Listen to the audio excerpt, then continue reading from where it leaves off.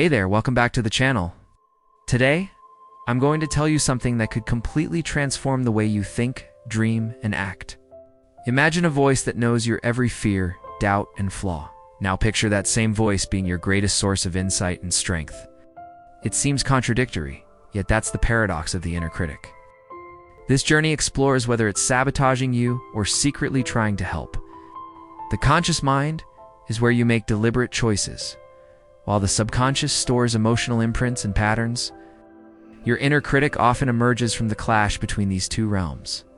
It's a voice rooted in past experiences, but speaking in your present. Understanding this interplay is key to decoding its true role. Most inner critics form in childhood through repeated messaging from parents, teachers, and society. These messages become subconscious beliefs, morphing into internal commentary. What was once external judgment becomes internalized. This voice may sound like you, but it's not always you. Your inner critic's primary function is protection. It wants to shield you from failure, embarrassment, and pain by warning you away from risk. Ironically, this protection often feels like sabotage. Its negativity stems from fear, not malice. The critic often pushes perfection as a way to guarantee acceptance and success. But in doing so, it raises impossible standards and fosters chronic dissatisfaction. When perfection becomes the goal, failure feels inevitable.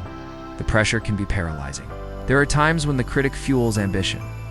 It sharpens your focus, highlights weaknesses, and drives self-improvement.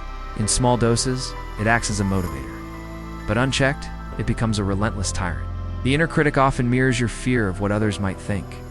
It anticipates rejection and tries to preempt it by criticizing you first. This preemptive strike feels like protection, but is actually a prison. It limits authenticity and courage. The critic is loud, reactive, and anxious. Intuition is calm, clear, and firm. Many confuse the two, but their tones are distinctly different. Learning to tell them apart is crucial. One protects ego, the other nurtures soul. The critic grows louder in times of stress, uncertainty, or emotional vulnerability. It's most active when you step outside your comfort zone. These spikes are signals of internal friction. Your response reveals whether you're aligned or in conflict. Though harsh, the critic often points to areas needing attention. If you can pause the emotional sting, its messages hold valuable clues. Like a flawed teacher, it shows what you can strengthen. Growth begins by decoding, not silencing, the message. Psychologically, the critic functions like a wounded protector. It remembers every moment you were hurt, embarrassed, or rejected. It believes that criticizing you will prevent future pain. But its methods are outdated and need updating. The critic attacks your self-worth by tying identity to performance. You failed becomes you are a failure. This distortion seeps into your sense of self. Learning to separate actions from identity is a path to freedom. Society reinforces inner criticism through impossible ideals and constant comparison. Media messages and social norms feed the belief that you're never enough.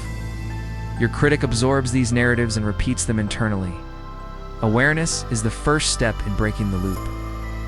You can question your inner critic instead of obeying it. Is this true? Is this helpful? Whose voice is this really? These questions disarm its automatic power.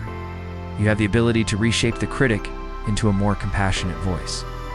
This doesn't mean silencing, it means transforming it. Replace shaming language with encouraging feedback.